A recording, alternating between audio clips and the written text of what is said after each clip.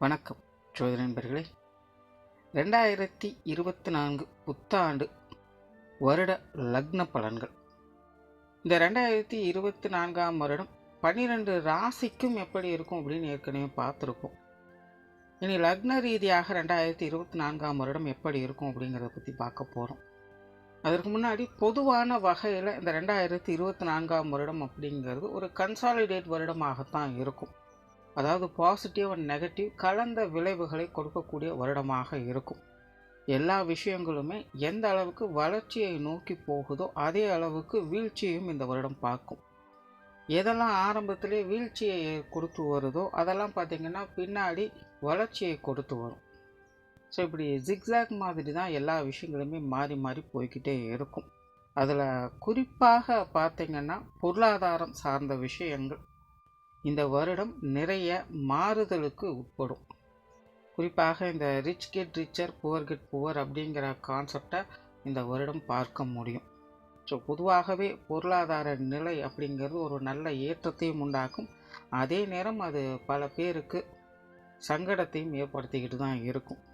So இது நிறையா வீடியோக்குள்ளே தொடர்ந்து சொல்லிக்கிட்டே இருக்கிறது தான். காசு பண சமாச்சாரங்களை சரியான முறையில் கையாளுங்க. உங்களுடைய வீண் விரயங்கள் செலவுகள் போன்ற விஷயங்கள்லாம் கவனம் வச்சுக்கோங்க. ஏன்னா பொதுவான நிலைகள் அப்படித்தான் இருக்குது. நம்மளே எவ்வளவுதான் கட்டுப்பாடோடு இருந்தாலும் தவிர்க்க முடியாத செலவுகள் விரயங்கள் விலைவாசி உயர்வுகள் போன்ற விஷயங்களால் சங்கடங்களை பார்க்க வேண்டியதாக தான் இருக்கும்.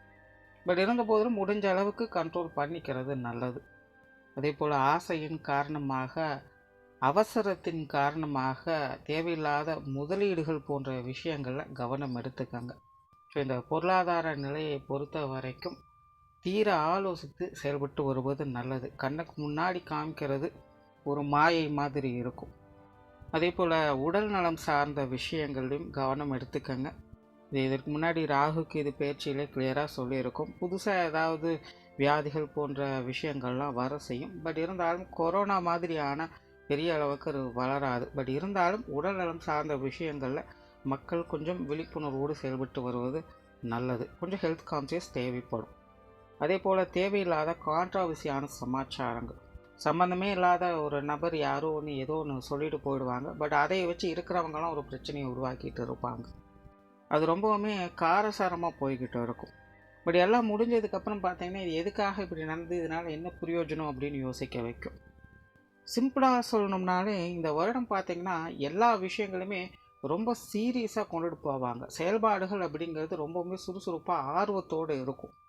அது நல்லதோ கெட்டதோ அது வேறு. பட் ரொம்பவுமே அதை சீரியஸாக எடுத்து எல்லாத்தையுமே செய்வாங்க. பட் எல்லாம் முடிஞ்சதுக்கப்புறம் தான் இது எதுக்காக நம்ம இவ்வளோ அவசரப்பட்டு பண்ணிகிட்டு இருந்தோம் அப்படின்னு தெரியலையே அப்படின்னு நம்மளையே யோசிக்க வைக்கும். ஆனால் அதே நேரம் நிறைய பேருக்கு அதிர்ஷ்டம் தரக்கூடிய விஷயங்கள் உண்டாகும். குறிப்பாக சுய ஜாதகத்தில் சுப கிரகங்களுடைய அனுகிரகம் இருந்தது அப்படின்னா இந்த 2024 பொருளாதார ரீதியாக அவங்களுக்கு ஒரு எதிர்பார்க்காத ஒரு வளர்ச்சியை ஏற்படுத்தி கொடுத்தோம். அதாவது அவங்களே அதை யோசிச்சு கூட இருக்க மாட்டாங்க. பட் அது அவங்களுக்கு அது நடந்துடும். அதைத்தான் திடீர் அதிர்ஷ்டம் அப்படின்னு சொல்லுவாங்க. ஸோ இந்த மாதிரி அதிர்ஷ்ட வாய்ப்புகள் அப்படிங்கிறது சில பேருக்கு உண்டாகும். ஸோ இந்த மாதிரி பொதுவான வகையில் இந்த 2024ஆம் வருடம் விஷயங்கள் அனைத்தும் ஒரு கலவையான நிலைகளில் போய்கிட்டு இருக்கும். ஸோ இனி இது ஒவ்வொரு லக்ன ரீதியாக என்னென்ன மாதிரியான மாற்றங்களை கொடுக்கும் அப்படிங்கிறத பற்றி பார்க்கலாம். மீன லக்னம். மீன லக்னத்திற்கு இந்த 2024ஆம் வருடம் ஒரு கான்ட்ராவர்சியான வருடமாக அமையும் அப்படின்னு சொல்லலாம். அதாவது மீன லக்னக்காரங்க தனிப்பட்ட முறையில் ரொம்பவுமே உற்சாகத்தோடும் உத்வேகத்தோடும் சுறுசுறுப்போடும் செயல்பட்டு வருவாங்க. உங்களை பொறுத்த வரைக்கும் ஏதாவது ஒரு விஷயங்களை செஞ்சுக்கிட்டே இருக்கணும்னு நினைப்பாங்க. அவங்களுடைய தொலைநோக்கு சிந்தனைகள் அதிகரிச்சுக்கிட்டே இருக்கும். பட் அதுவே மற்றவங்களை எதிர்பார்த்து செய்யக்கூடிய விஷயங்கள் காரியங்கள் எல்லாமே அவங்களுக்கு கொஞ்சம் தேவையில்லாத கருத்து வேற்றுமைகளை உண்டாக்கிட்டே இருக்கும். அதாவது இவங்க எல்லாத்தையுமே ரொம்பவுமே பாசிட்டிவாக எதிர்கொள்ளுவாங்க. பட் இவங்களை சுற்றி இருக்கக்கூடிய விஷயங்கள் அல்லது மனிதர்கள் எல்லாமே பெரும்பாலும் நெகட்டிவாகவே அதை வெளிப்படுத்துவாங்க.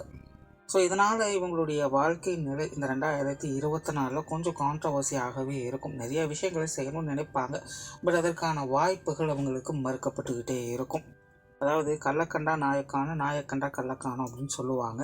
கிட்டத்தட்ட அந்த மாதிரி தான். இவங்க செய்யணும்னு ரெடியாக இருக்கும்போது மற்றவங்க ஒத்து வர மாட்டாங்க. மற்றவங்க சரி அப்படின்னு சொல்லும் பொழுது இவங்க அதை செய்ய முடியாத சூழ்நிலைக்கு மாறப்பட்டு இருப்பாங்க. ஸோ ஒரு சரியான சூழ்நிலை சந்தர்ப்பங்களை அணுக முடியாத சூழ்நிலைகள் இந்த 2024 அதிகம் பார்க்க முடியும். ஸோ மீன லக்னக்காரர்களை பொறுத்த வரைக்கும் காற்றுள்ள போதே தூற்றுக்கொள் அப்படின்னு சொல்கிற மாதிரி கிடைக்கிற விஷயங்களை கிடைக்கும் போதே ஏற்றுக்கொள்வது நல்லது.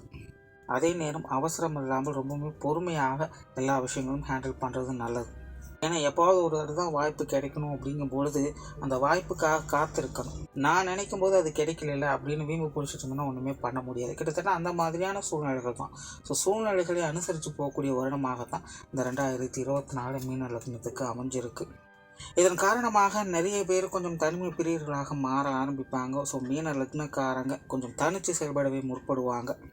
தொழில் வேலை உத்தியோக ரீதியாக ஒரு கலவையான மாற்றங்கள் இருக்கும். குறிப்பாக சுயதொழில் செய்கிறவங்களுக்கும் சரி, வேலை உத்தியோகம் பார்க்கக்கூடியவங்களுக்கும் சரி, வேலை பளு உடல் அலைச்சல்கள் அப்படிங்கிறதெல்லாம் அதிகமாக இருக்கும்.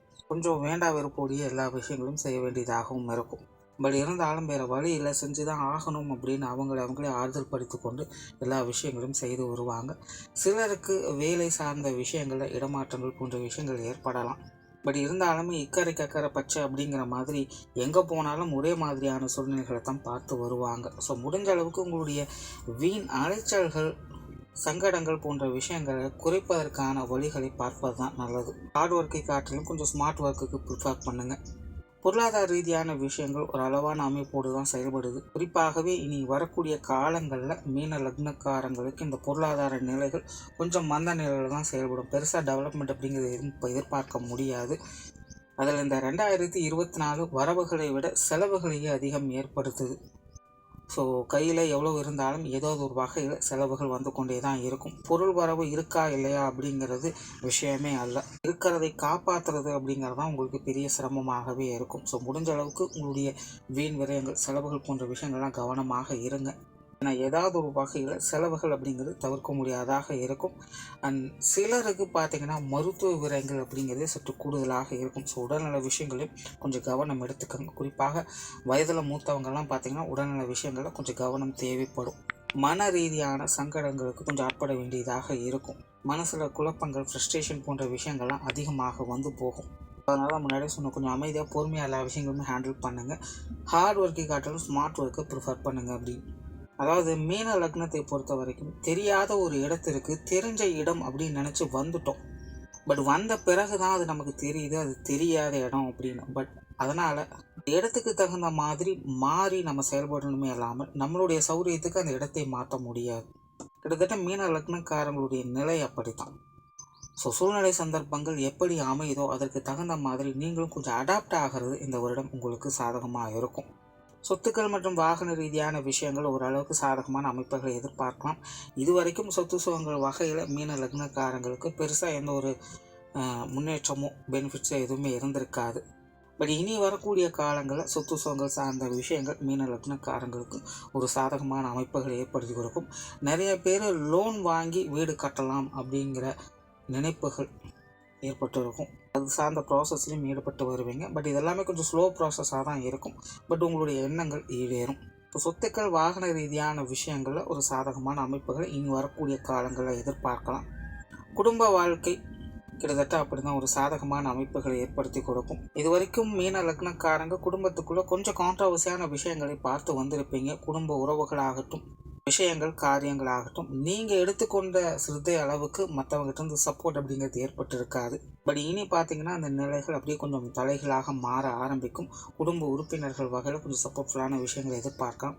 குறிப்பாக மீன லக்னக்காரங்களுக்கு பெற்றோர்கள் சார்ந்த விஷயங்கள் மற்றும் உடன்பிறப்புகள் சம்பந்தப்பட்ட விஷயங்கள் கொஞ்சம் சாதகமாக இருக்குது. இது வரைக்கும் சப்போர்ட்ஃபுல்லாகவே இருந்திருக்க மாட்டாங்க. ஏதாவது ஒரு பிரச்சனைகளோடு மன சங்கடங்களோடும் வில்லங்களோடுமே இருந்து வந்த அவங்க இனி உங்களுக்கு உறுதுணையாக இருந்து வருவாங்க. சங்கடங்களே இருந்தாலும் அந்த சங்கடங்களை வளர்த்து கொள்ளாமல் கொஞ்சம் ஒதுங்கி இருக்கவாவது செய்வாங்க. பட் அதுவே கணவன் மனைவி உறவுகள் குழந்தைகள் சம்மந்தப்பட்ட விஷயங்கள்லாம் எடுத்திங்கன்னா இது கொஞ்சம் ஆப்போசிட்டாக இருக்கும். தேவையில்லாத மனஸ்தாபங்கள், வீண் விரயங்கள், செலவுகள் போன்ற விஷயங்கள்லாம் இவங்க வகையில் கொஞ்சம் அதிகமாகவே இருக்குது. அதாவது இந்த கான்ட்ரவர்சியான தன்மைகள் இங்கே தான் அதிகமாக வேலை செய்யும். நீங்கள் செய்யணும்னு நினைக்கக்கூடிய காலத்துக்கு அவங்க ஒத்து வர மாட்டாங்க. அவங்க ஒத்து வரக்கூடிய காலத்துக்கு நீங்கள் செய்ய முற்பட மாட்டீங்க. இப்படி காலங்களை விரயமாக்கிக்கிட்டே இருக்கும். கணவன் மனைவி உறவுகள் குழந்தைகள் சம்மந்தப்பட்ட விஷயங்கள் காரியங்கள் எல்லாமே பார்த்திங்கன்னா இந்த மாதிரியான சமாச்சாரங்களில் கொஞ்சம் நிதானத்தோடும் பொறுமையோடும் செயல்பட்டு வர்றது நல்லது. நண்பர்கள் மற்றும் உறவினர்கள் சார்ந்த விஷயங்களும் அப்படி தான், இதெல்லாமே கொஞ்சம் பட்டும்படாமலும் தான் இருக்கும். நீங்கள் நல்லது தான் சொல்லியிருப்பீங்க, பட் அது மற்றவங்ககிட்ட போய் சேரும்போது அது கெட்ட விதமாக போய் சேரும். ஒவ்வொருத்தரும் அதை திரித்து அந்த வார்த்தைக்கு அர்த்தத்தையே மாற்றி கொண்டுட்டு போயிடுவாங்க. ஸோ கடைசியில் பழி ஒரு பக்கம் பாவம் ஒரு பக்கம் அப்படிங்கிற மாதிரி நீங்கள் மாட்டிட்டு முழிக்க வேண்டியதாக இருக்கும். ஸோ மீன லக்னக்காரங்க இந்த நண்பர்களாகட்டும் உறவினர் சார்ந்த விஷயங்களாகட்டும் கொஞ்சம் கவனத்தோடு கையாள்வதே நல்லது. முடிஞ்ச அளவுக்கு அவங்க சம்மந்தப்பட்ட விஷயங்களில் ஈடுபடாதீங்க, பட்டுப்படாமலுமே செயல்பட்டுட்டு வாங்க. மாணவர்களுக்கு கல்வி மற்றும் வித்தை சார்ந்த விஷயங்கள் கொஞ்சம் சாதகமாக அமையுது. மாணவர்களுடைய நிலை இந்த வருடம் சில முன்னேற்றங்களை பார்க்கக்கூடிய வகையில் அமையும். மாணவர்கள் மற்றவர்களுடைய பார்வைக்கு இடம்பெறக்கூடியவங்களாக மாறுவாங்க. ஏதாவது ஒரு வகையில் மற்றவர்களுடைய கவனத்தை ஈர்க்கக்கூடியவங்களாக இருப்பாங்க.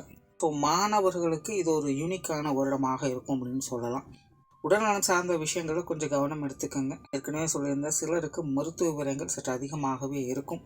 சின்ன சின்ன பிரச்சனைகளாக இருந்தாலும் அலட்சியப்படுத்தாதீங்க, கொஞ்சம் ஹெல்த் கான்சியஸோடு செயல்படுங்க.